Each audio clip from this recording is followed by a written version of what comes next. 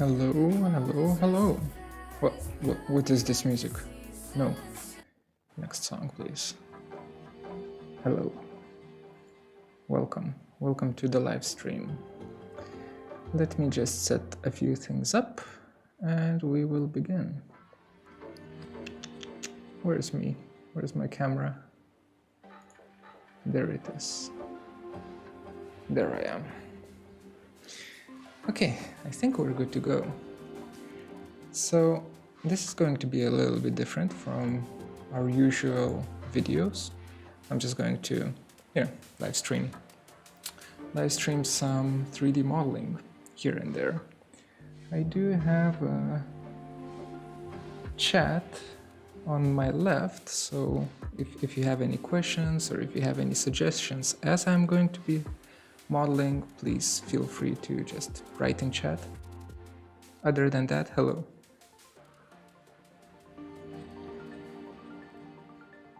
So I had a poll on my YouTube channel asking for what kind of object should I model with SubD, and you guys voted for a car from Blade Runner. So of course I'm not going to just kind of copy the design, that would suck. Instead I'm going to make my own, but I am going to use the Blade Runner car as a reference. And here I'm just going to find a few more interesting concepts of that particular car. So you'll just see a few images pop up on my right hand side. So that might be interesting. What else? That's kind of cool. So let's add that. This little thing here. What else? Yeah, for now I think let's keep it as it is. Oh, that's actually a nice one. Let's add that one as well. So the thing that I'm using here on the right, is it right or left for you? I think it's right hand side. The thing that I'm using is called PureRef. And PureRef is basically just, you can have a bunch of images stacked in a single file and kind of use them as references to check out different detailing and so on of the objects. So it's great for referencing. Let me just try to arrange them nicer, normalize according to height. Yeah, and let me just stack them up right next to each other. There's one more here. There we go. Or maybe something like this would be better. Okay, I think we're Gucci. So car. Let's start modeling. Well, actually, let's first start learning how to model. Learn how to model with SubD. So in Rhino 7 here you have all of these tools available, SubD tools, and it works in a similar way as quad mesh SubD modeling in Blender or Maya or 3ds Max.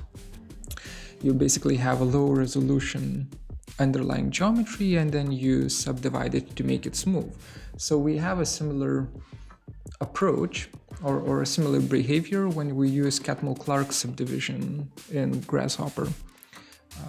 Only that here you can actually get away with surfaces rather than only meshes, which is nice for production. But enough about that. Let's see. So I will start super simple, I think. Let's just do a box. Yeah, let's start with a box.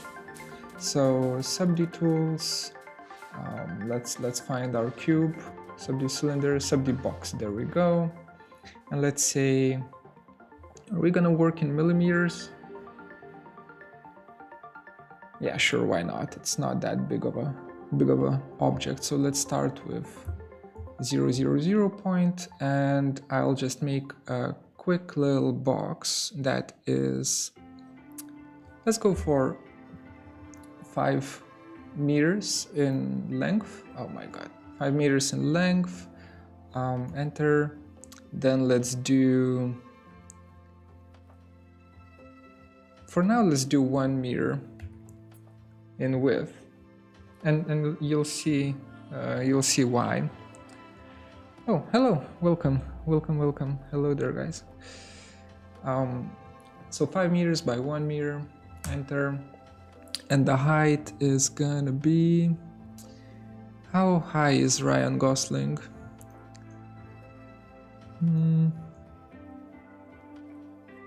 I'll go for 1.2 meters for now, so 1,200.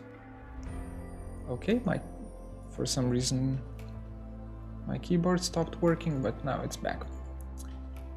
Okay, so we have this little guy here. That's our SubD object, and it's disgusting. Let's see how we can change. How can we change from it being shown as a soft? Oh, okay. So switching between the subdivided version and the unsubdivided version is the tab button here. Oh, by the way, as you probably noticed, compared to the recorded videos,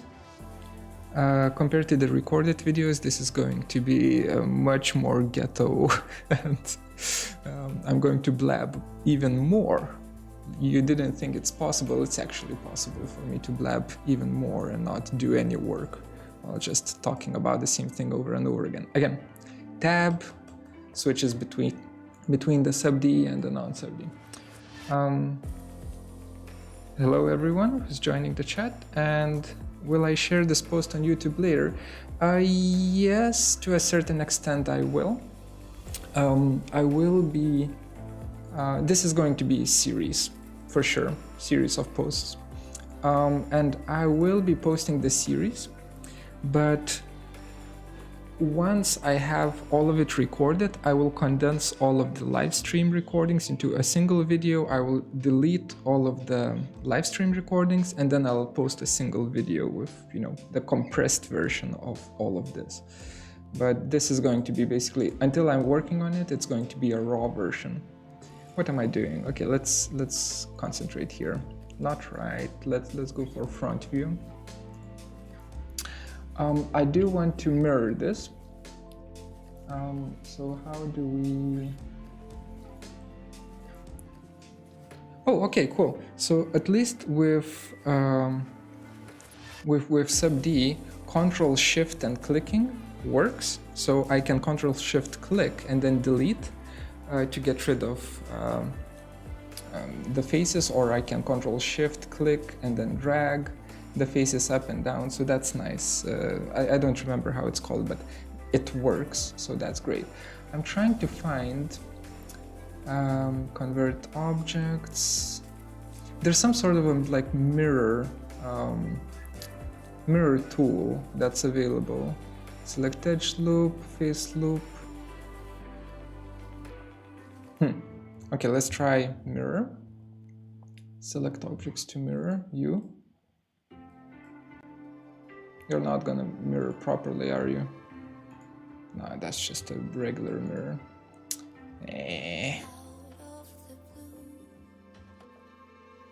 Yes, sub-selection. Thank you. I forgot the name of it. All right, let's start adding edge loops. So this is how it looks like. That's definitely far from being a car right now. Let's start adding edge loops. Let's go for the front view. And insert edge, select edge from loop. Okay, can we do it in perspective then? Oh, so it's going to insert there, but I want it on the other side. How do we do that?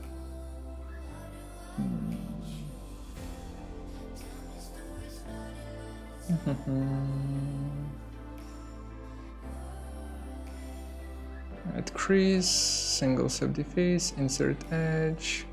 Okay, let's do it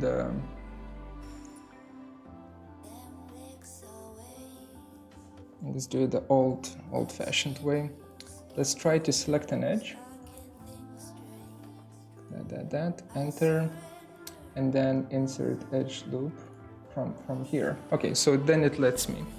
That's good. That's good to know. So basically, once you select the edge loop, and then you use insert edge loop again on it, then it's going to kind of behave. Okay, so I want a few. I want one. Oh my God, can I only do it once? Let's try it like that. Control Shift, selecting all of these. Insert edge. Yeah, okay, so at least it lets me do it that way. So that's going to be 1, that's going to be 2. That's going to be 3. For now, let's do it like that. Will it take a long time to model this car? I would say... Let's say there's good like 32 hours of modeling here, 32, 48 maybe, of pure work to get it up to like a certain standard. Okay, Control Shift. Let's just move this down for a bit, like that. Okay. Does this move down? No. Maybe. At least this edge definitely moves down. Something like this. Okay, so we have that. Oh, thank you for the kind words. I'm happy you're enjoying it. Ah, come on. So this one, I actually want to follow this logic here for the front of the car, so this gets inset inwards, like that. And the back will probably need to have a loop going up. Okay, so that's, you know, it's nothing fancy, but that's the basic shape of the car, at least in the side view. Of course, once I hit tab, it becomes all soft and so on, but let me show you one thing that I really find important. If I were to select all of these edges and I choose, where is it? Insert edge, and I insert an edge for these guys just super close. Oh my God. Like that. Click. So there is like an additional edge loop that's super close, and then I hit tab. You can see that this becomes a much crisper, crisper edge compared to what it was before, right? This is before, and edit redo, this is after. So when I'm going to be adding additional edges, I'll be able to make these kind of really small, precise fillets for that car. Remove crease, add crease. Also, of course, you can add creases like that. Tab, it becomes creased here, right? So it doesn't smooth out that particular edge. But for now, I don't want to do that. For now, I'm just doing a very like a small, not small, but low resolution, very low resolution mesh. Oh, I found the tool that I was looking for, and I lost it again. God damn it! There it is, reflect SubD object. So if I select this object and I choose reflect SubD object, it will ask me for the start of reflection plane. So I'll just give it start and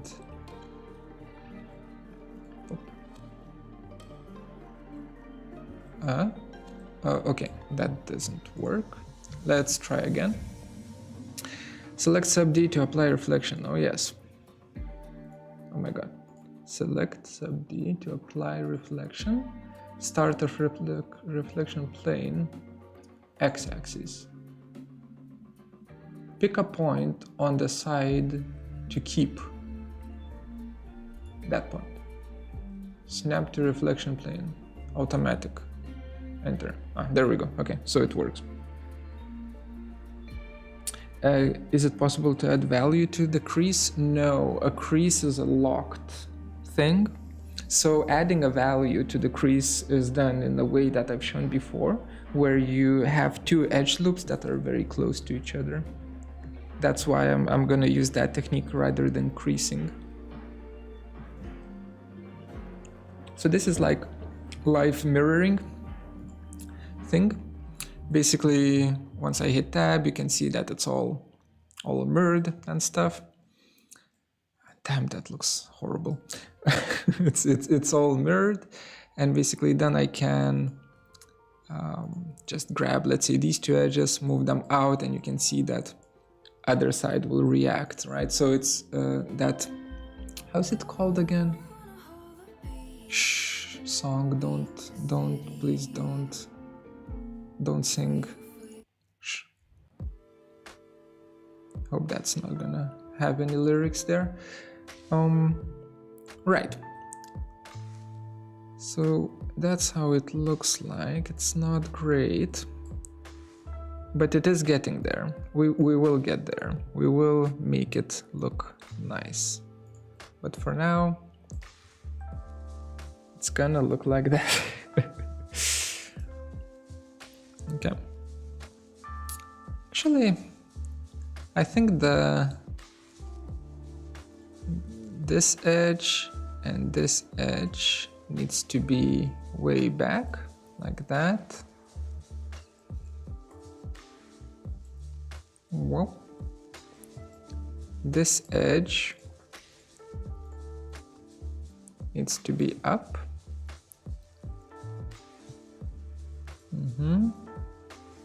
Actually, this whole thing needs to be scaled down and moved up, like that.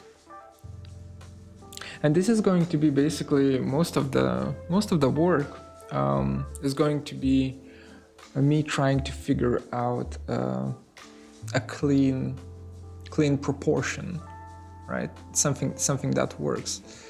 I don't really like this area right here. I think it's it could be better. Also, that goes down kinda. Do we add an edge loop? I think we add an edge loop. So when you're working with this kind of stuff, always try to work with least amount of polygons possible. Is it possible to select it like so? Yes, okay. So that, and then add select edge loop, slide mesh. No, I want to add insert edge. Eventually I'll figure out the proper.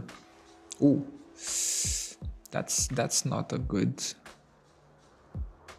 edge loop, not at all. Okay, we'll need to figure that one out. Eventually I'll figure out the whatchamacallit, the commands for it. Okay, try again. Insert edge. Why does it not give me this edge right here? Instead it forces me to go there. I hate it. I wonder if it's possible to just kind of draw a line and then cut with the line. Let's try. So what if I just say, actually, right here, I want an edge loop, like that. Join. And then I will say split. Split with this bad boy. Split fail. Split failed. Explode and join. Maybe. Let's try. Explode. Nope. Explode doesn't work on SubD objects apparently. So we are stuck with SubD tools. That's fine. What's this? Slide edges. Okay. Oh. That's gonna be useful later. Yeah, I know about the edge ring. It's just that when I choose an edge ring, so let me show you. Select edge loop, right? And I select pong, right? The top loop. Enter. And then I choose insert edge. It doesn't really like it. So what I think we will do, I think this is solvable quite easily by just specifying this edge first, inserting an edge loop here, then specifying this edge, inserting edge loop here and snapping to the vertex, and here as well, snapping to the vertex, you know. It's a long way around. Rebuilding, I don't even know if rebuild. No, SubD doesn't have rebuild. Normals should be fine. Can SubD be flipped? Nothing to flip. Okay, so SubD doesn't flip. And does SubD have normals? Wait. Oh, I know. We can check it with display. Display. Color back faces and make it red. Oops. Where's the ghosted? Huh.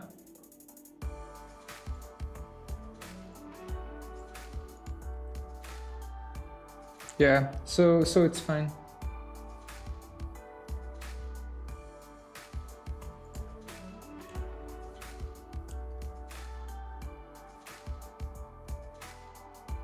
Yeah, so normals is like face orientation in Blender. That's exactly that. Either way, we figured it out. It was just, I don't think it liked the fact that this edge and this edge, it's basically made out of the box, from a box. So it didn't really like this seam right here and this corner seam right here. We'll need to figure out how to solve it later. Select by brushing, what the hell is that? Enter? Okay, sure. Some weird things.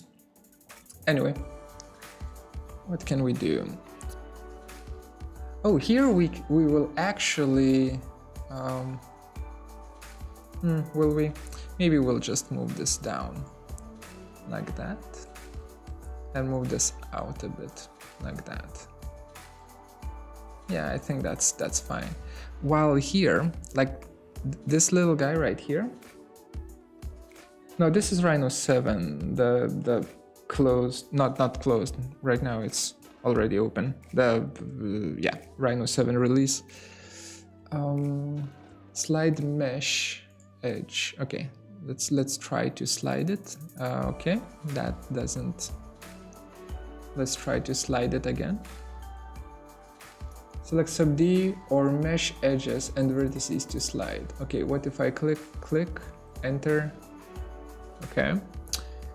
Let's try again. What if I just click the edge and slide? God damn it. Every single.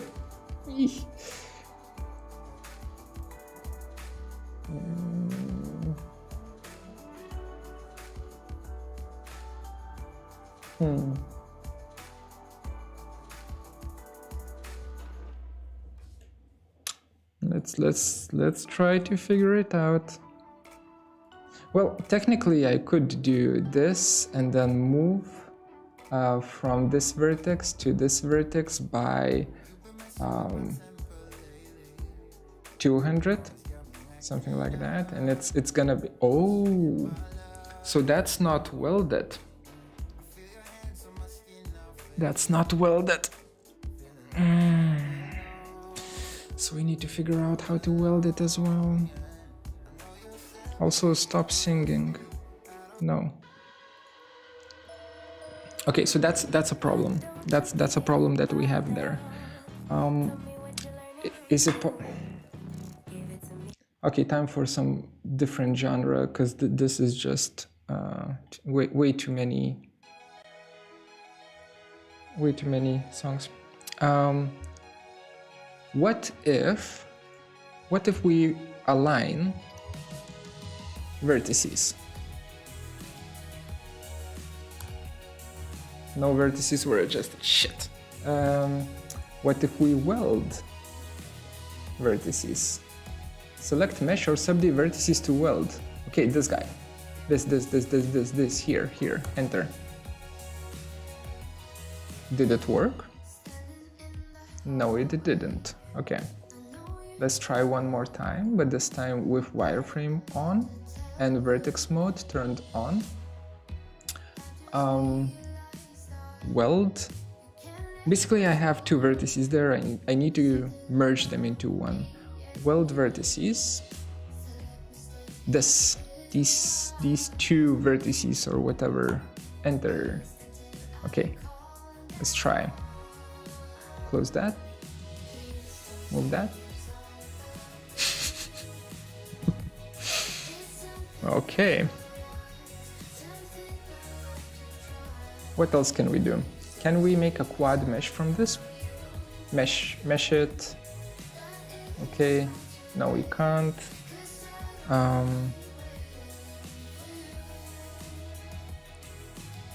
Convert to NURBS. SubD to mesh. No.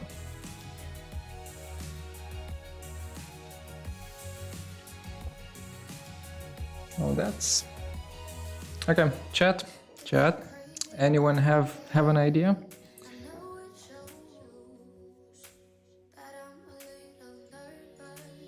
Because I sure don't.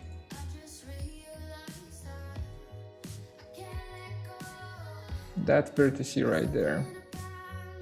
Everything seems fine with it. Except that it doesn't. I assume this vertex here is the same. It's quite the same.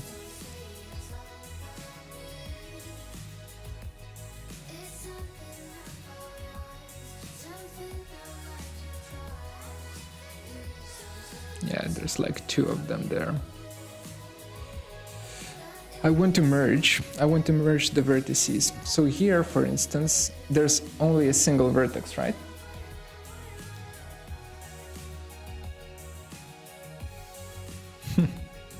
Here is just a single vertex. Here I have a duplicate.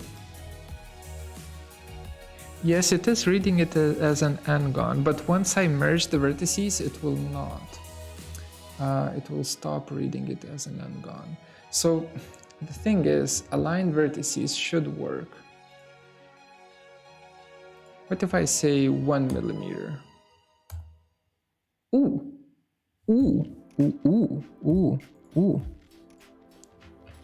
Aligned vertices. The answer was aligned vertices. Ooh, we are learning, boys. We are learning. Okay. So where was I? So now I can actually slide the edge here. Yeah, and it slides nicely. Whew. Okay, so that was rough, but now it works. And I probably can filter only points. Just give me a point. Can I slide them? Yes, I can. So it's a nice thing that the points slide along the edge with this tool right here, and it's called, yeah, it's just called slide. That's nice. Let's see. So this is how it looks like right now. Of course, it's you know, nothing even remotely close to our references, but I think we are getting there. This needs to be bigger, right? I think this needs to be bigger. Like that. Yeah. Stitch? What does stitch do? First vertex, set of edges to stitch together. Ooh, that's cool. That's a cool tool. We will be using it, but not right now, but we will, for sure. Because now, actually, we will be using it quite soon. Let me add an edge loop, and for that we will try to select an edge loop again. Select edge loop, click. Oh, there we go. That's how it should select. Oh, by the way, I have my chat on the left, so if I'm looking to the left right, I'm just reading chat. So this is how it should always select edge loops. Yeah, and I want to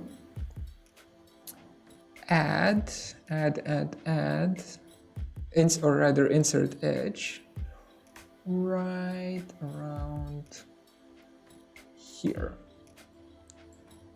Good. And now let's just select these 4 edges and move them to the side. Okay. So we have that.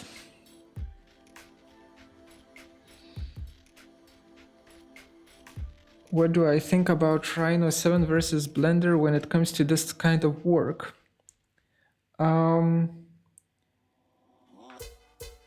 I'll tell you once I finished modeling this car. For right now, I'm way too unfamiliar with the way Rhino works in terms of SubD modeling. Don't sing. There we go. So I'm way too unfamiliar to tell you my opinion right now. Right now it seems super clunky, honestly. Like Rhino seems to be way slower, way more clunky, and less intuitive. But Jesus Christ!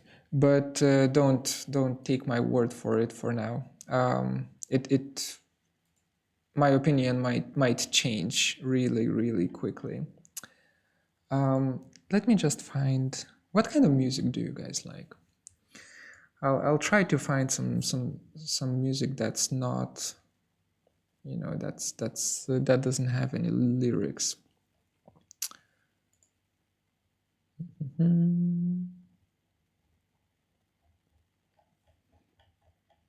Yeah, for now let me just run some.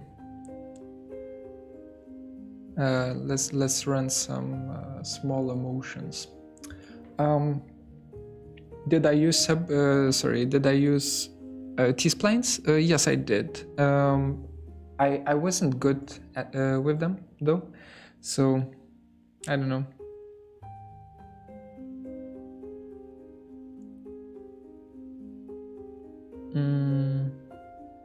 Yeah, this is going to be lo-fi, only a little bit calmer. I think that's fine. What kind of music do I use as an outro? I don't know. Honestly, some sort of a random, completely random free music that I found on the internet and that I liked, right? Honestly, that's about it.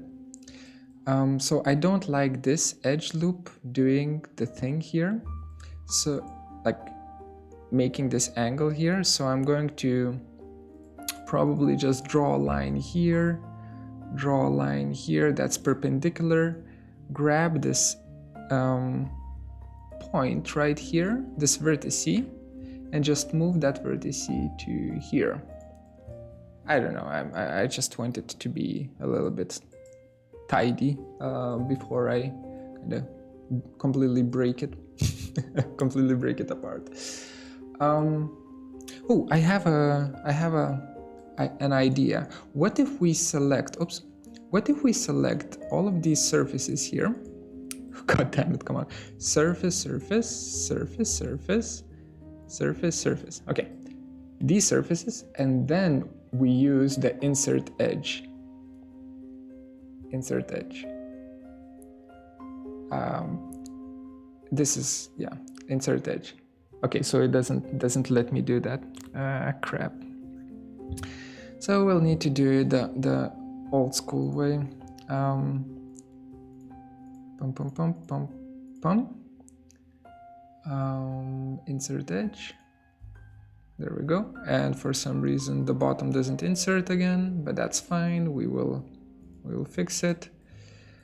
Pum pum pum. Insert edge. Again doesn't insert.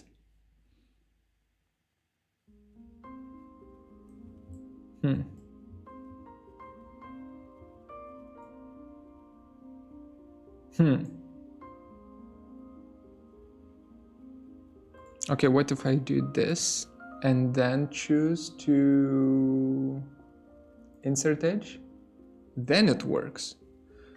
Okay, so this is where I say, you know, yo, this is quite clunky, right? Okay, so we have that, and now I'm going to do something very, very brave. Oops, not that brave. And I will just say delete. Okay, so we have this.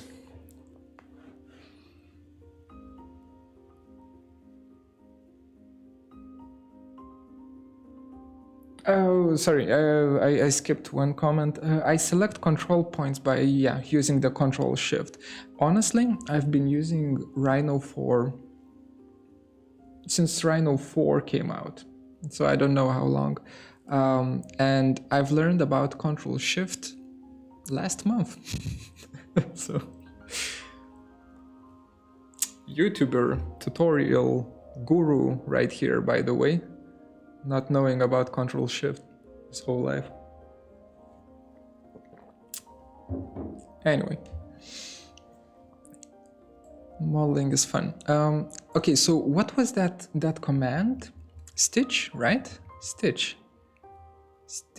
Stitch. Let me try. That's not how you write stitch, is it? Stitch. Select first vertex or set of edges to stitch together. Yo, this edge and this edge, these two edges, enter. Oh, okay, so it's not like that. Okay, got it. Okay, let's try again. Bottom edges, these two edges, yes. Top edges, these two edges, yeah. Okay. No, that's not what I want. So apparently Stitch merges them, like forces them together. No, that is not what I want. Instead, let's just do SubD loft. I think SubD loft will do the trick. Select curves to loft together. So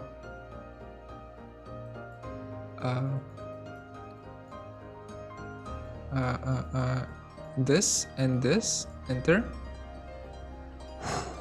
Oh, that's a lot of shit. That is a lot of settings. Corners, creases, closed, adjust shape segments. No, I don't need to adjust segments. Oh, actually I do, because there's an edge here, so I need this to be divided up. Ooh. No. Like that, okay. According to corners, yes. Join.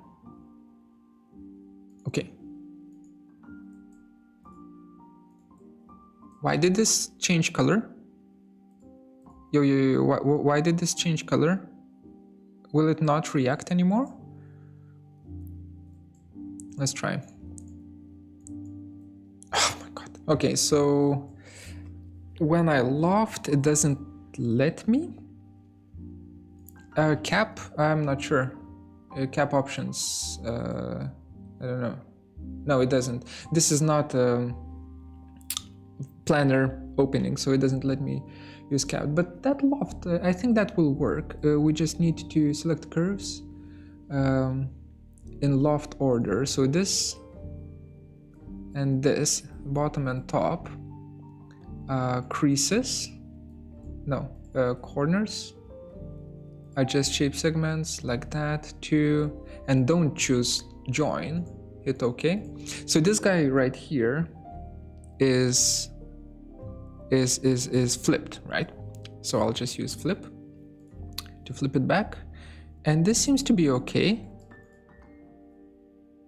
Can I just casually join it in? SubD edges smooth. Yes, smooth.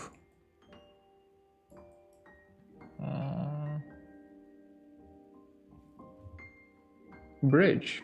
There's one more option on how to join these. Okay, let's try. Bridge. Select first set of edges to faces to bridge. Okay.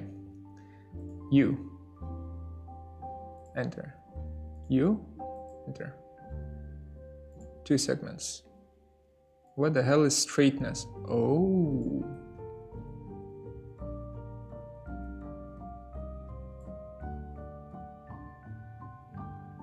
So how is bridge and loft different then? That's where I'm becoming confused.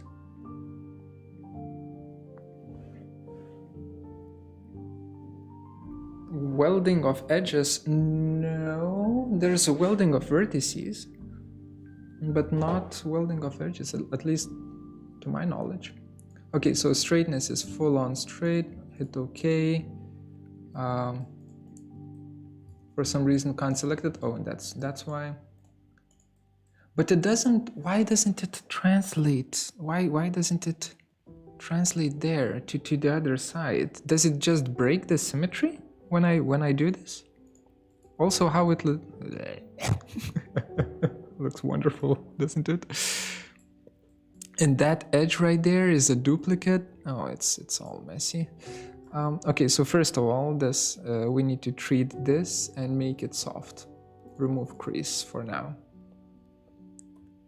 Okay, so that guy doesn't care that. Yeah, okay, that's cool. So we will do the thing that we did before. Align vertices. 1. No vertices adjusted. Okay, cool. Try stitch. Oh, right. Here we can actually use stitch. Shift. Yeah, so let me just wireframe this. Also, I don't think this is good. Do you think that these edges are good? I don't think they're good. So let's first fix that. And we fix that by actually moving that. Yeah. By moving that point right there towards here. What was it? Stitch, right? So now let's try, oops, stitch. Okay. Select second set of edges. I have selected, what do you mean? Stop, shh, cancel. Is there just a single SubD edge? There is just a single SubD edge there, right?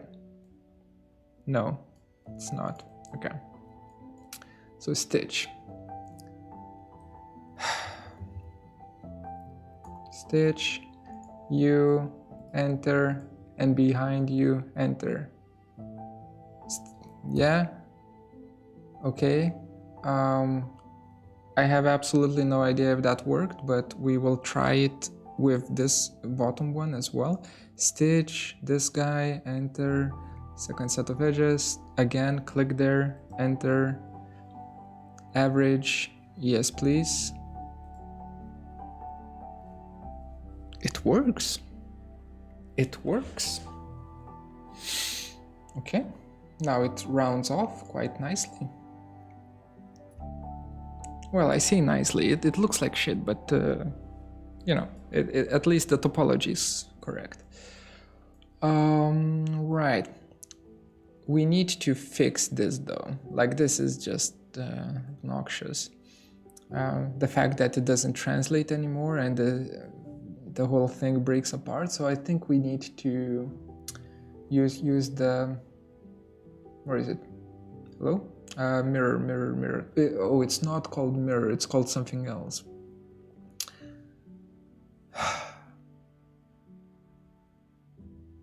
I'll find it. That's Stitch. How is it? There it is. Can I just... There we go, reflect. Select SubD to apply reflection. You enter to use current reflection plane. Yes. Snap to reflection plane. Yes. There we go. Okay, so yeah, reflect. I need to start writing these things down. Like reflection and so on. Okay. So we have that. I think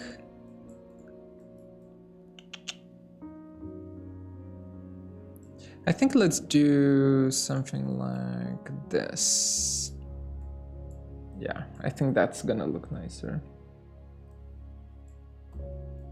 Yeah, it does actually. Something like that. Maybe a little bit too high. Or what if we do something like this? Just slightly tilting up. Maybe that will give it a kick. So this is still, like, this whole stream is going to be me shaping the car thing, and then in the next stream we will start detailing it and adding like proper subdivisions and not subdivisions but proper edges and so on. For now it's, you know, you can see how messy it is. Question: if I select these two things, can I say that it should be creased? Select mesh or SubD edges. Okay, so no, it doesn't understand that all of the edges here should be creased. So I need to do it manually. That's fine. We crease them, so it's gonna look like that. I think that's okay.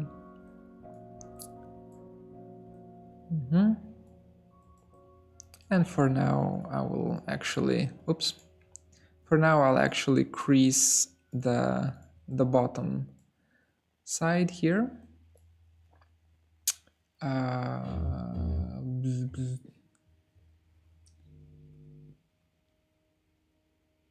Okay, crease that. Looks horrible. Oh, it looks so bad. Okay, let's not crease it there. We still need to fix quite a bit there to be able to actually use it properly. This edge definitely goes in like that, and I think the top edge should do that as well. Kind of go in like so. I think that's gonna make a nice. Where did I find the car model? Just googled futuristic car, Blade Runner, something like that. It's basically, I had a poll on my YouTube channel asking for people to... Wait, just give me a second. I think that the ass should be wider. Like that. Whoa, did it just add an additional seam? No. Don't do that. So I had a poll asking for what kind of car or what kind of object should I learn modeling on. and people voted for Blade Runner car. And of course, I'm not gonna make a Blade Runner car, but I'm gonna make something similar to it, you know, in a similar fashion. And once I'm done with it, I'll know for sure if I like the if I like the tool or not, right?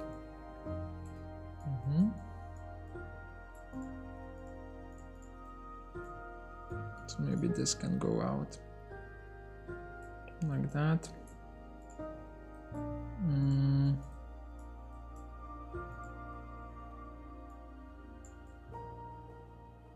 This goes in, but that's an awkward angle to go in at, so I'll keep it straight for now. So there's gonna be a hiccup there, but I think the hiccup is fine. That edge right there could be pronounced a little bit more. Yeah, like that. Do we wanna make a fatter boy here? Not really. I think thin is fine because the back is bulky, but maybe the front could be moved out a bit more. Wait, how's that Star Wars car called? Pod Racing.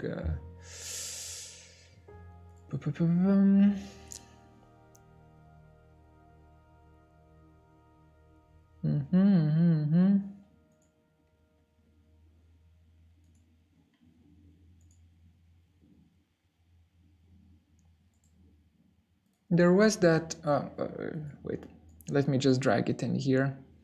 There was that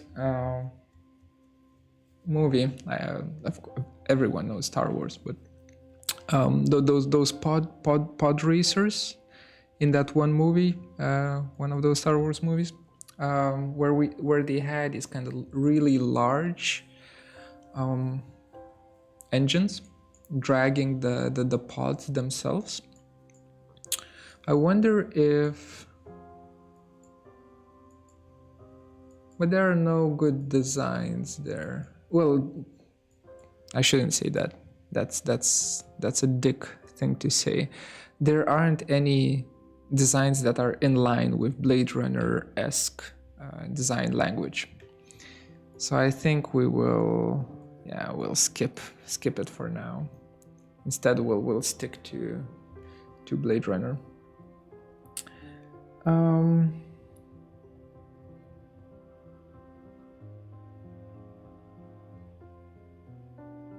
Oh, cool. In Blender, actually, yeah, go ahead and try doing this in Blender. In Blender, actually, I will have a second series of this kind of modeling in Blender, and I'm going to model out an God damn it, how's it called? Acura bike. If you don't know what it is, again, it's not going to model the precise Acura bike, but just something in the same language as Acura bike. And let me try to find there we go. That's a nice image right there. This thing right here. Sebulba, yeah. For instance, Sebulba, Anakin was driving one, yeah, the whole race, but so that's going to be done in Blender later, not now. Now we are focusing on our Rhino model.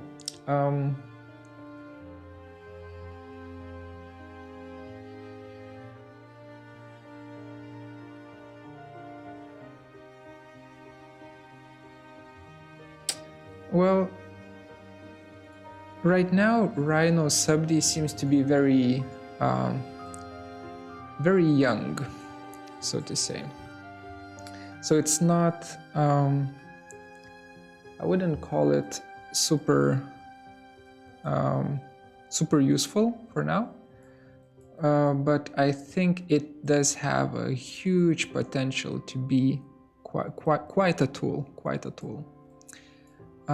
Do we add one more edge loop here? That's what I want to know. Or do we just move this edge loop back? Maybe we do that. Let me just grab this edge loop here, move it back. And actually, oh, by the way, did you know, this is something that I've learned quite recently, and it's a small thing, but it's quite a useful thing. If we, let's say, have an edge loop, so remember the one that I've selected, like this set of edges, right? This U shape. If we have this set of edges, and let's say you messed it up. So let's say you have done something to it. So it's like that, and the other side is like that. So it's all messy, right? So if I select it again, like that, and that, and that, it looks like crap, right? If you want to flatten it out, straighten it out, all you need to do is just scale it along the direction at which it's all messed up, right? You just scale it to 0 with the gumball, and now it's all flat again in that particular along that particular axis. Super simple, but honestly took me a while to figure it out. So that's how I straighten out my edge loops. So we have that. Not sure. So all of this is gonna be flat. I think that is nice. I think that is correct. This needs to be way closer though. So I'm thinking of, oh, I know. I will just add a point right there. That's going to be my guide point so that I don't lose the angle. I'll select my edges here, like that. Again, scale everything to 0 to have a straight line. And now I can move that line back to where it was, to the point. Well, I need snapping to be turned on. Like that. Bonk. That's done. Cool, huh? Okay, so that's one thing. Let's smooth it out again, see what's going on. So of course that edge there. Can I straighten out that edge? Can I just crease it? Okay, I'll just type in crease. There we go. Ooh. Then this becomes quite a brutal crease. So the answer is no, we can't just crease it. We will need to figure it out. That's fine. Other than that, at least the shape seems to be like it starts looking fine, like good enough for our next stages. The central crease, this one right here, I think could move up perhaps, or maybe this moves down rather than up. Let's think. That's from the side, that's from the top.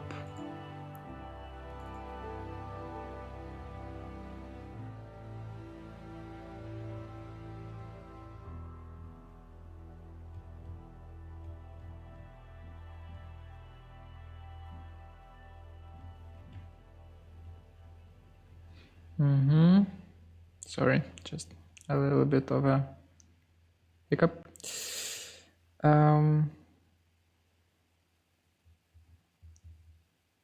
Yeah, ZBrush, well, ZBrush is expensive. That's all I need to say about ZBrush. It's a great program. It is quite expensive though.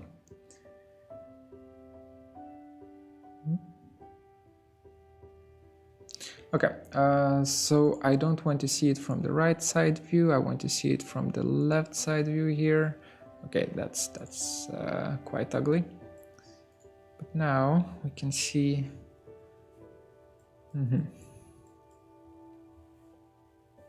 So the top view looks absolutely disgusting. The side view looks okay, I think. Maybe we don't need that edge to be there, actually. Let me just move vertical down to that point. Wait, didn't snap?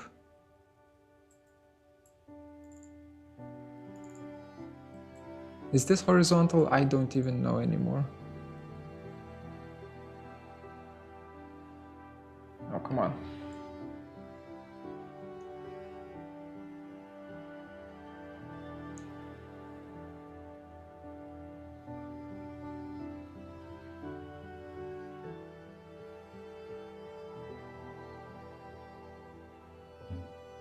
There we go. So is this horizontal? Okay, yes, it is. So this is how it looks like from the side.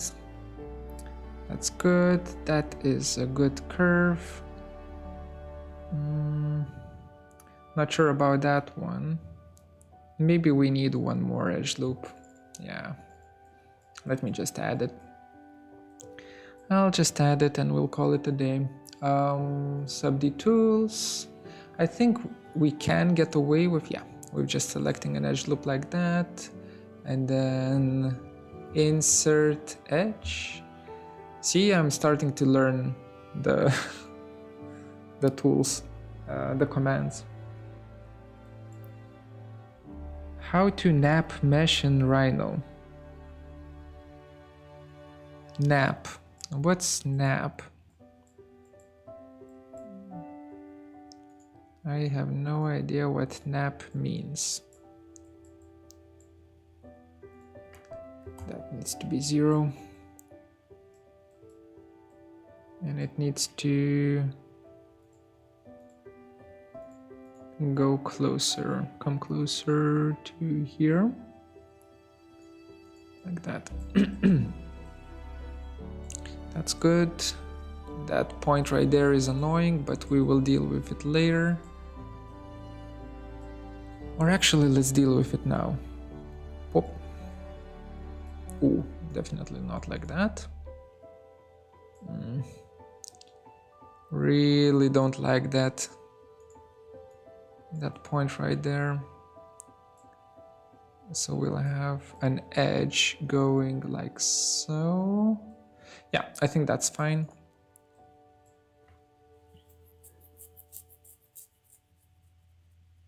Oh, how to snap? So snapping, you can snap to a mesh with Vertex snap here in the bottom.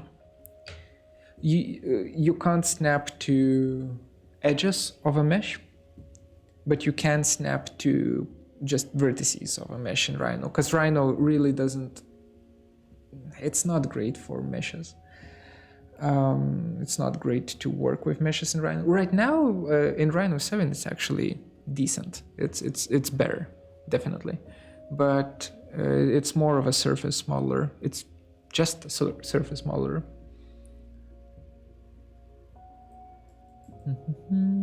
Okay, so we have that. Okay, back to making the sides nicer.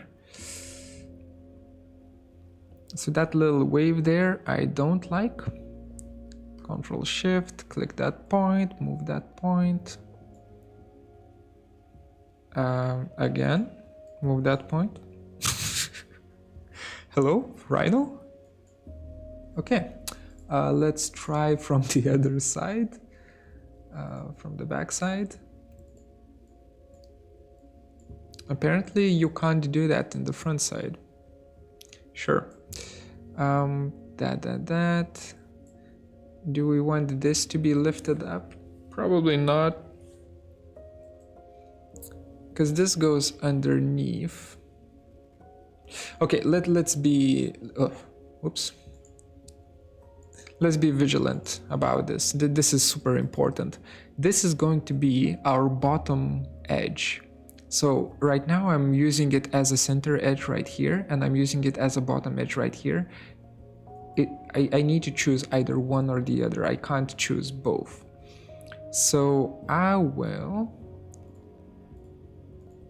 say that this is indeed our bottom edge. Like that.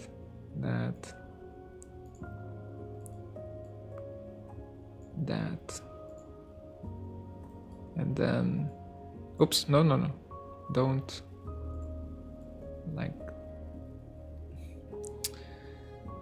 that's a disgusting edge loop in the bottom. I need to fix that.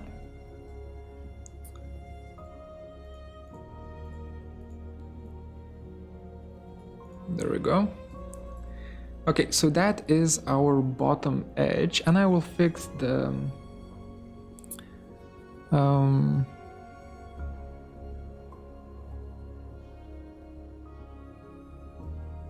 I will fix how much it's sticking out later. And actually here you can go even deeper like that. Okay. Now it's bottom heavy. I mean the design is bottom heavy now, but that is fine. Do we actually want it? Maybe. Let's do one thing. So time for, like Bob Ross says, time for to make some brave decisions. So I'll select all of these surfaces and I'll scale them to 0. I'll flatten it out like that. I'll move it back in like that. So this, all of this is now cleaner, and I'll also select all of these edges right here, and I'll scale them along the z-axis now to 0. So I'll straighten all of them out here as well. Okay. Now this goes back in because I don't want it to be... come on. I don't want it to be sticking out that much. That was a bad idea. Go back in. And this, yeah, whatever. Just move back like that. Okay.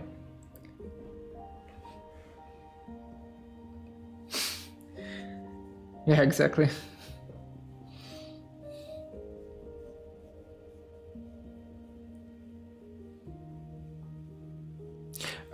In terms of the whatchamacallit, ZBrush versus Rhino, those are two completely different use cases. ZBrush has the only thing that you can do with mesh from ZBrush is you can 3D print it, you know. So it's a sculpting tool. In terms of production, while Rhino is purely oriented towards production. And if you look at other software that's oriented towards production, such as SolidWorks or Katia, those things cost like $10,000 at least. So in that relation, Rhino is the cheapest alternative to all of the high-end like production-oriented software packages.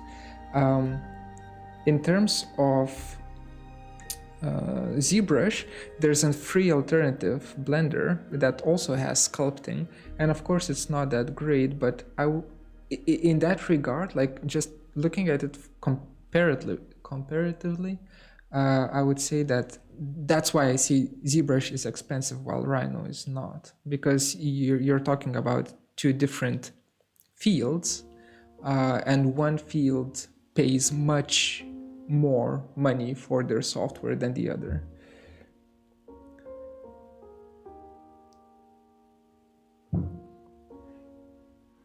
Yeah, it's just some nice little background music. I do enjoy it. Ooh, we made a boo-boo here. We made a big boo-boo here. Oh no, we need to fix it. Or does it look good? No, it doesn't. Okay, so we need to fix it. How do we fix it? Well, I think we just kind of straight up do a line, grab the point and move it perpendicular to the line. Well, that was easier than expected. Oh, but this little point right here is lost. So this moves down like that. Oh, and this one as well, move vertical. So if you want to lock the movement along the vertical axis, you just hit M, enter, V, enter, and then it will only be able to move vertically according to the C-plane that you're using. So I think the topology is now quite good for us to move forward, except this thing right here could be better. So let us fix this one and then we will move forward. So I'll just grab these 3 points. As per usual, I will scale them to 0 to straighten out the edge. Move it somewhere here. So this from a flat one, oh sorry, from a vertical one becomes a 45-degree one.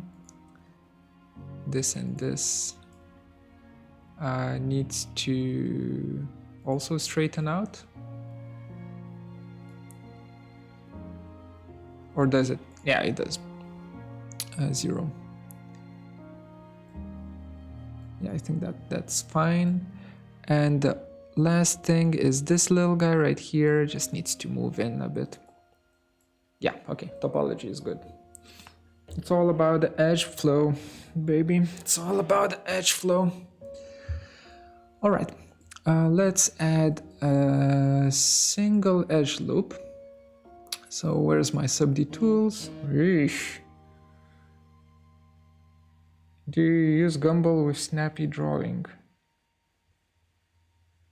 Explain. What is snappy drawing? Is it a command? Probably not a command, right? No, that's not a command. Or are you just talking about having object snap turned on and also Gumball turned on? I use both. When I'm doing architecture, I almost never use Gumball because everything needs to be, moved and modeled in precise units. When I do these kind of freeform car models, then of course I'll just use Gumball. Okay, that's my edge loop. A pretty nice one. And then we will add insert edge. We'll add one more edge loop right here in the, well, actually let's do it in the middle. Cell edge loop. Okay, that's the command. So we have this guy right here.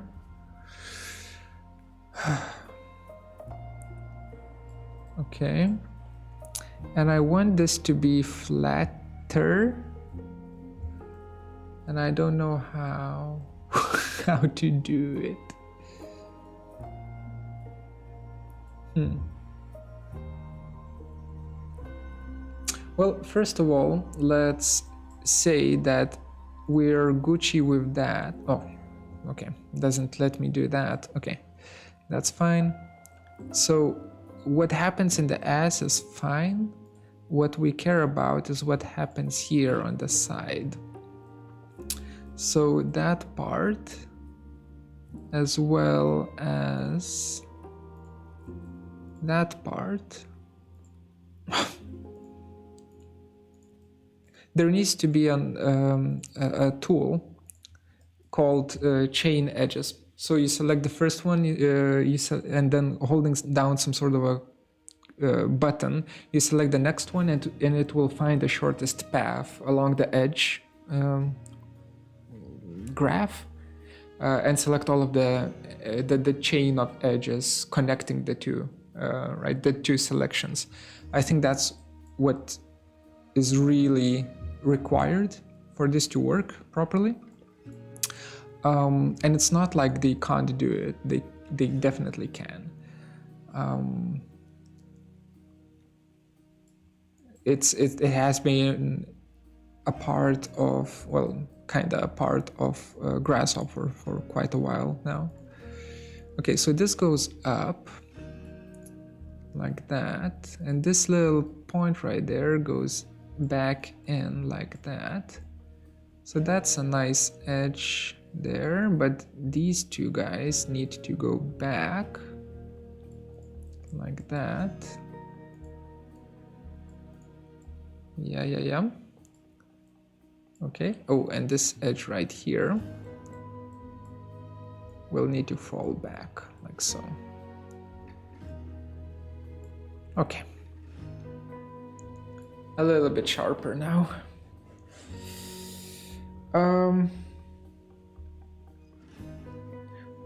I can't speak Russian. I don't know why you guys think I can speak Russian, but I really can't, sorry.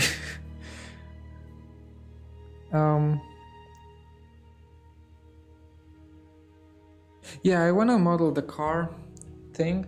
Well, not necessarily one of these cars, but something a little bit inspired from these images. Hello. So I want to model that, and basically just learn about modeling in general, SubD modeling in general while I'm doing it. So let's now grab these edges here, these guys, and scale them down like so. Yeah, like that. That's good. Do we want 2 more edges? That's the question.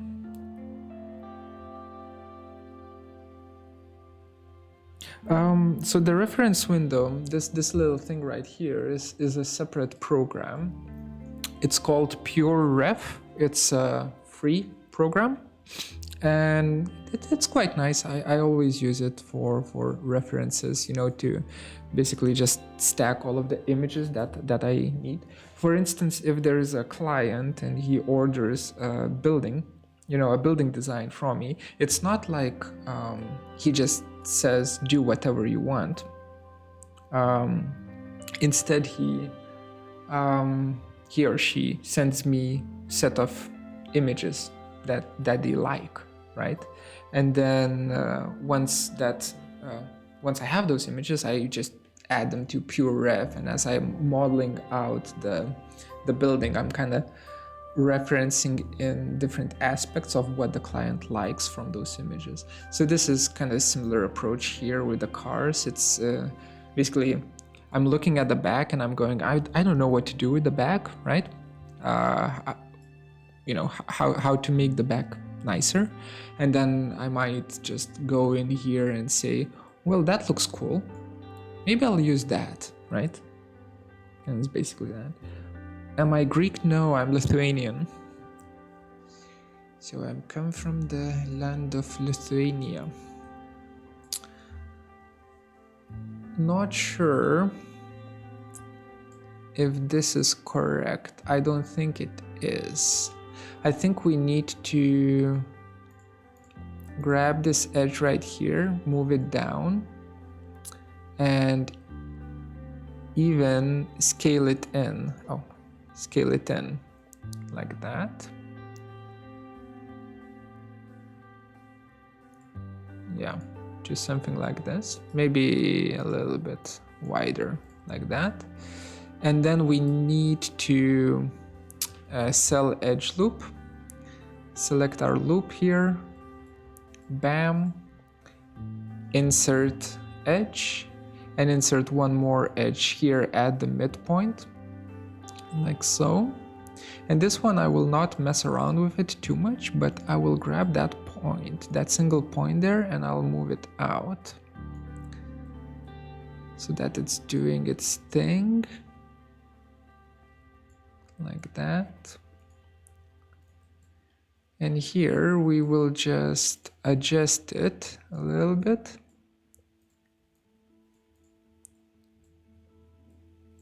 Yeah, that's good enough for now. Move that one up. And that point up as well. Like that. Okay, so the S is way too big. I do use Blender.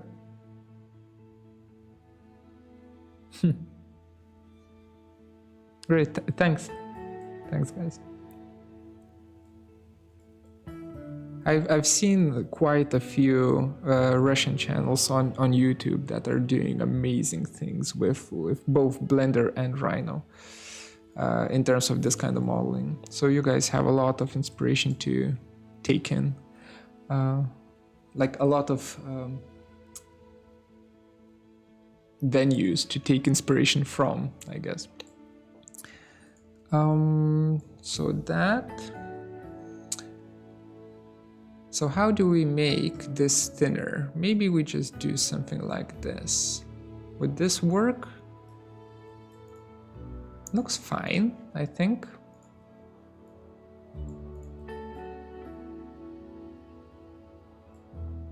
I mean, it doesn't look that bad, does it? I just need to mess around with the points a bit. Yeah, come on. A perfect edge loop right here. Wonderful. Just pure. Okay. Yeah, that seems fine. It really doesn't like this edge right here though. So let me try and move in this point back in even further. And maybe I will shorten the wideness of this angle, not angle, this tail light thing. We will fix this later. For now, I just wanna see how this looks. Maybe we can lift this even further. You and you need to be the same height and need to be up. And now you and you also need to be in the same height. And now you and you, all four of you, need to be in the same height. There we go. We just made the square. So this becomes quite annoyed that we've made a square here. So it needs to become, instead of vertical, needs to become horizontal, this edge. Not edge, surface, sorry. So we need to somehow fix that and release the tension. How do we do that? Maybe by just simply taking this surface here and moving it in, like so. Yeah, I think that's fine. This edge needs to move away a bit, or does it?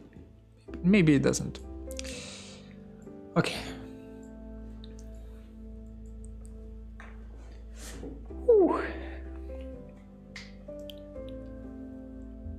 Let's see. Does EMAP work on this bad boy? Yes, it does.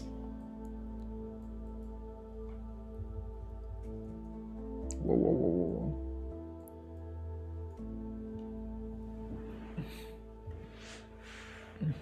That's the nice thing about working with NURBS or SubD geometry rather than meshes is that it's super clean. The continuity of the surface is super clean.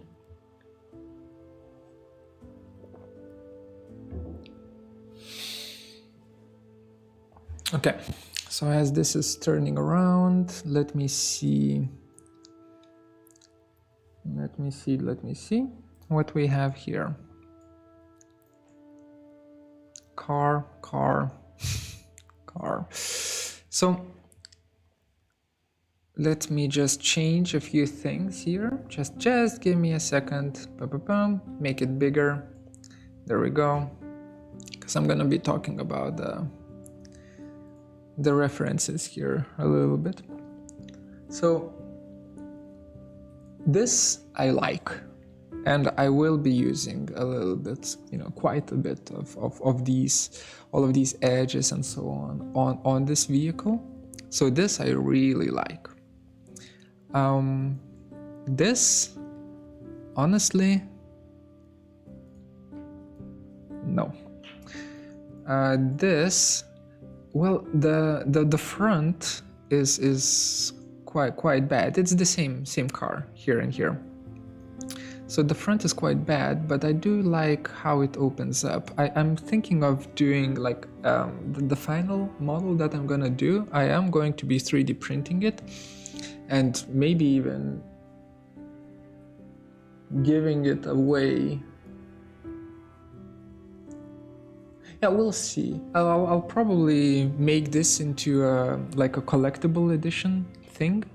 Let's say I'll just print like 10 of these and give them away to, I don't know, Patreon, highest tier Patreon supporters or something like that.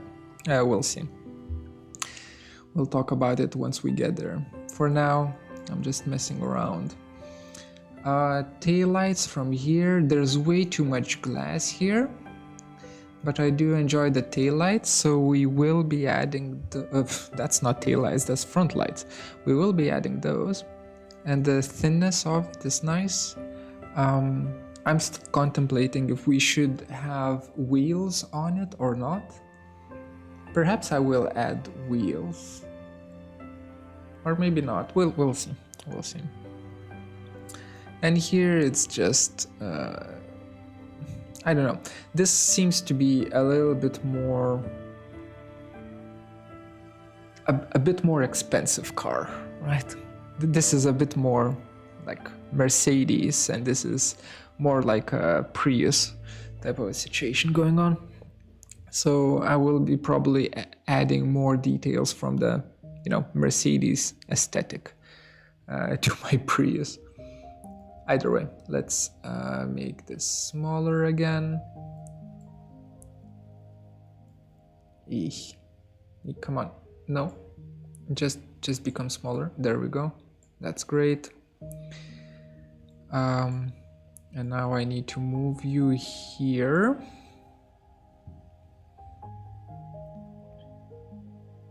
Am I a product designer? No, not at all. I am an architect. I wish I was a product designer though.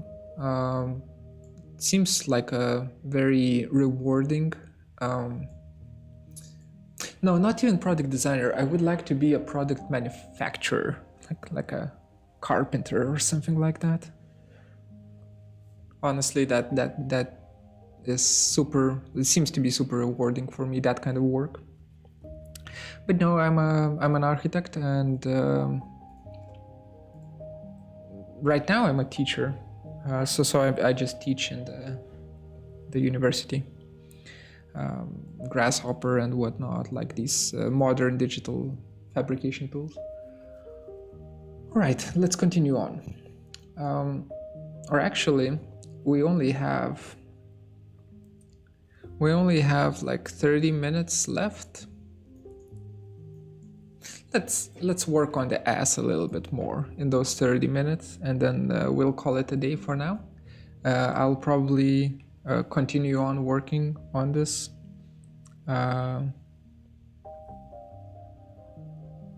not tomorrow, but probably day after tomorrow. So I'll have another stream here, and the stream is also, of course, going to be available. The recording is going to be available once the stream is over.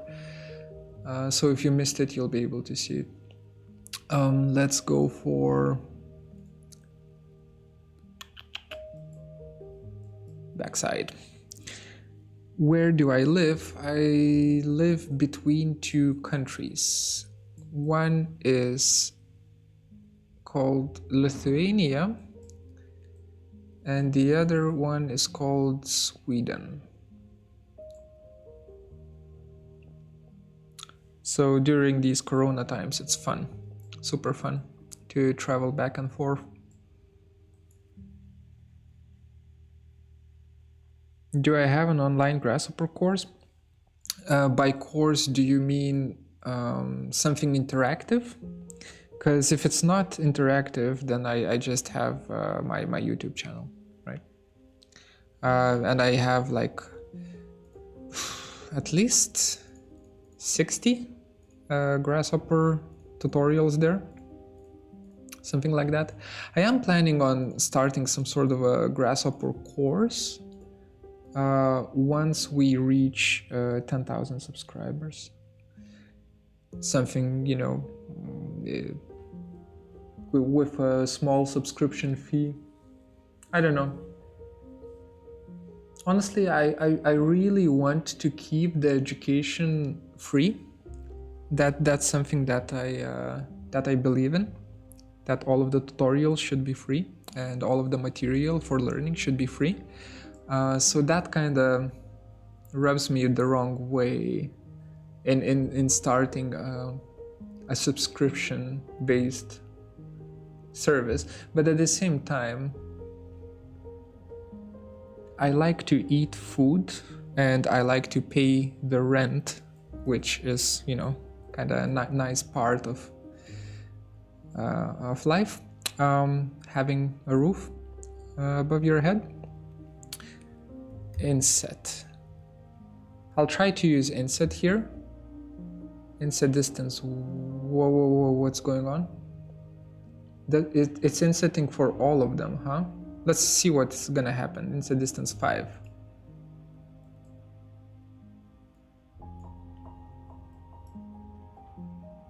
Okay. Did you know that you can do that?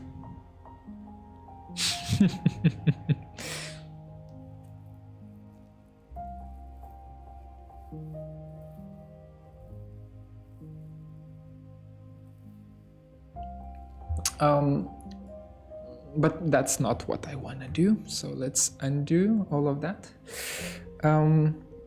Parametric design is the future. Oh wait, there's one more question. Is SubD related to AutoCAD? No. AutoCAD doesn't have SubD, at least to my knowledge it doesn't. And honestly, I use AutoCAD just for 2D drawing. 3D modeling in AutoCAD is hell. It's super bad. Yeah, it's a way of how to grow the channel, I think, right? Having subscription-based content, but we will need to sort it out so that it's not too greedy, so to say.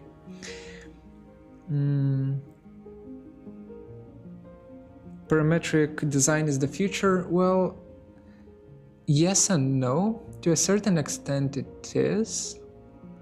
Parametric design is super useful when you need to do repetitive tasks. By the way, if anyone knows how to get all of these surfaces here, right? I have all of these surfaces, and what I want to do is I want to inset them inwards, right? Into like this whole block, I want to move it inwards. If anyone knows a trick on how to do it, let me know. Because I'm just looking through the settings. So where was I? Parametric design and the future. It's a tool. It's one of, you know, it's a single tool that needs to be a part of a much larger tool set for it to be useful, or else you'll just end up doing swarms, like swarm simulations, and not being able to produce anything, right? So in terms of parametric design, I think it's not that big of a deal as people who use parametric design tend to think. Especially, this is coming from a person who's, you know, my whole career is built around parametric design. But it is an extremely strong tool to know and be able to use.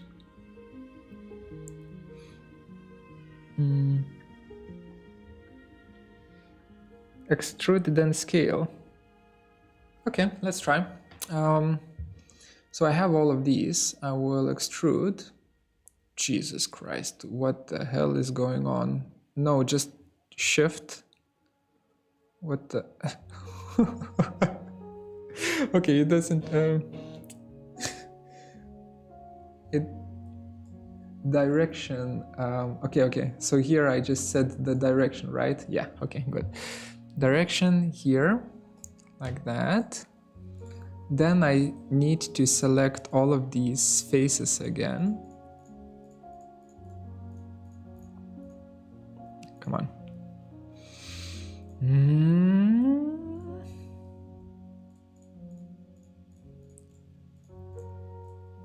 Is there like co-planar face selection in Rhino?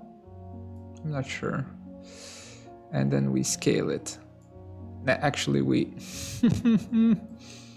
let's do it this way. Bam. And then we scale it by 0.8. No, that's too much. Let's do it again. Bam. Scale it 0.9, like that, and move it in. And that should be fine, right? Or do we need to do it one more time? Yes, we need to do it one more time. God damn it. Okay, sure. So I need this. This is scaled inwards, and I need to do it again. So inset doesn't work because it insets every single surface individually. That sucks. Okay, extrude again. This time I know what I'm doing. Select all of these, scale them 0.9 again. That's good. Okay, and now this moves back here. We select all of no, crap. No, I shouldn't scale this. I'm gonna get there. I promise. That moves in like so. Okay. And then gets selected, all of these get selected, and all of this gets scaled to 0 to make it flat. So now this is flat, and now all I need to do is just select all of this and move it in. Well, that was harder than it should have been. But now we have the thing. Okay. So we have the thing going on, we have the edge here. This is a little bit wonky, but that's fine. Let me just select an edge loop, cell edge loop. This one right here, and add one more edge loop. So add edge, no, cut edge, insert edge right around here. So then it's basically us making a sharper crease around here. And then I can crease it even further by just moving these 3 lines, for instance, even closer. So see how these lines are close? This crease then becomes super close as well. If I want to make it even sharper, I could add another edge loop right here in the bottom, but for now I will not be doing that. Let's go for EMAP just to see that crease. Seems to be good. Yeah.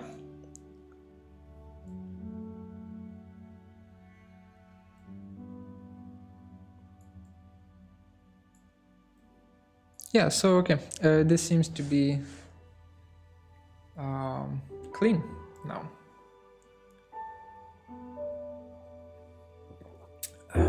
Okay. Let's call it a day. I don't want to stress, not stress, but I don't want to rush too much with this. We have learned quite a bit. Oh, one last thing. Edge inset. Let's see if that's the thing that I wanted to work with. Edge inset. No, there's no inset edge. Inset. Select faces. What if we do this? Yeah, so it keeps doing that, right? It keeps selecting the two separate polygons that I don't want it to be like that. Subdivide, SubD, slide the mesh.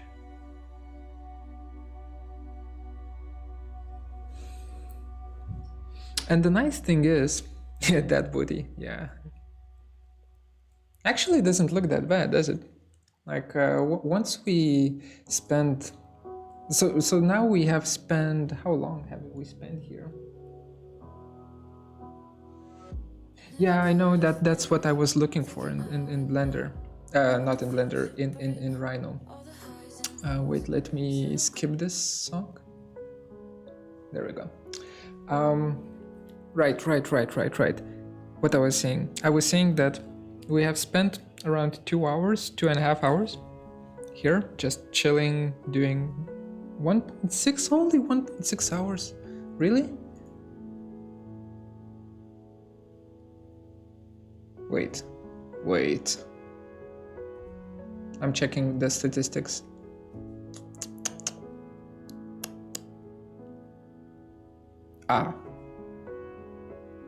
Oh, no, it's not 1.06, it's 1.06 since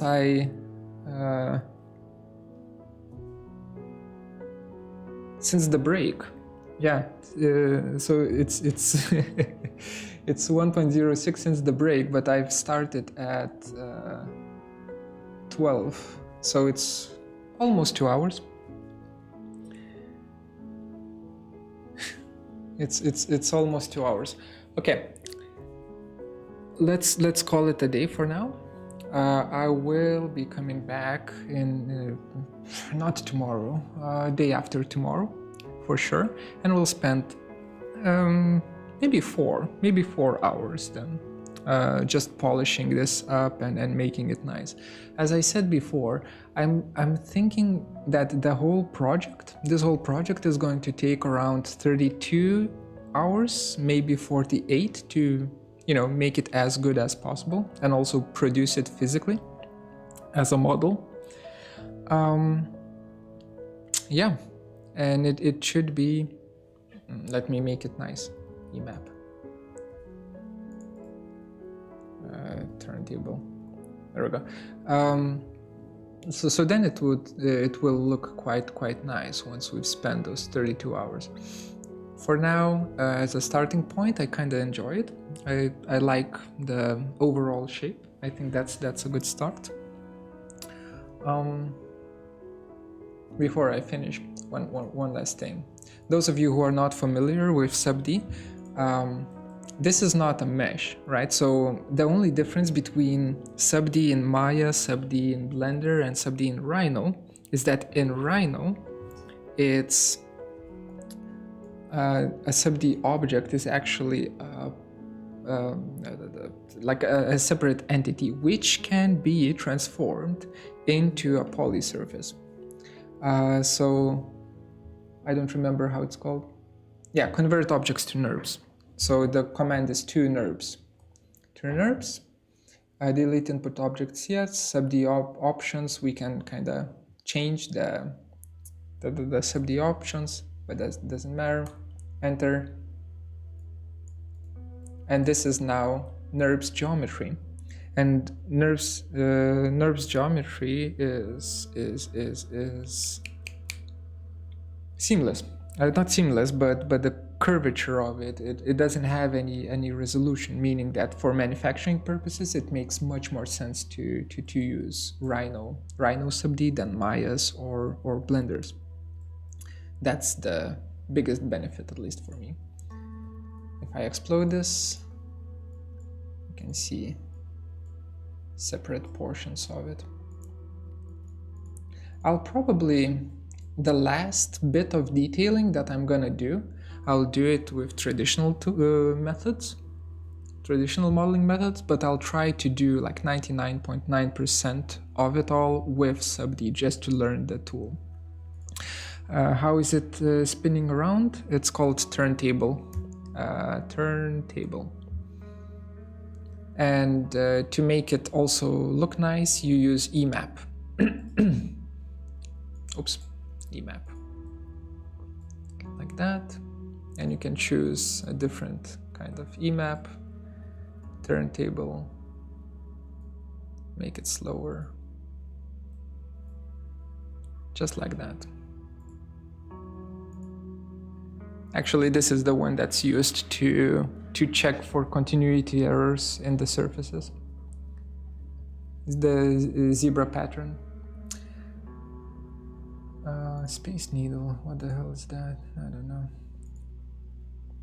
Or you can use fluorescent tube as well.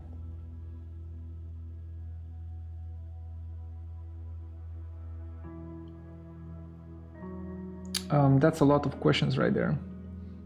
Am I planning a high detailed version of this model in Blender? No. In Blender, I'm going to model out a separate project. It's going to be a motorbike. So stay tuned for that, but that's going to be probably in February. What's the longest model you've ever worked on, including textures? I wonder, what's the longest model? I would probably say if it's just a single 3D model, then it would probably be one of the houses, one of the houses that I've done. You know, because you spend so much time detailing it out. If it's a project in itself, I would say it would probably be some Grasshopper script, like where I tried to make an AI decide what kind of brick to put. Actually, I'll make a series of videos about that, how to make this kind of pseudo artificial intelligence with Grasshopper. And pseudo is the key word there. Like really, really dumb AI that's basically a bunch of if-then statements. And do I use GIMP? No, I use Photoshop. My university just provides Photoshop for the teachers, so, you know. Wait, is GIMP like an alternative to Photoshop, or am I just talking nonsense right now? GIMP. Yeah, image manipulation program, yeah. Hello from Austria, great channel, thank you. I'll try to make it even better in 2021. Okay, we are done. I will stop the stream here. The recording of the stream is going to be available for everyone who's wanna watch it, and I will see you in the next one in a few days. Okay, where's the button? Peace. Bye. See ya. Wait, I need to make this bigger now. Where am I? There. There's me. Okay. Bye, guys. See ya. Bye. Bye.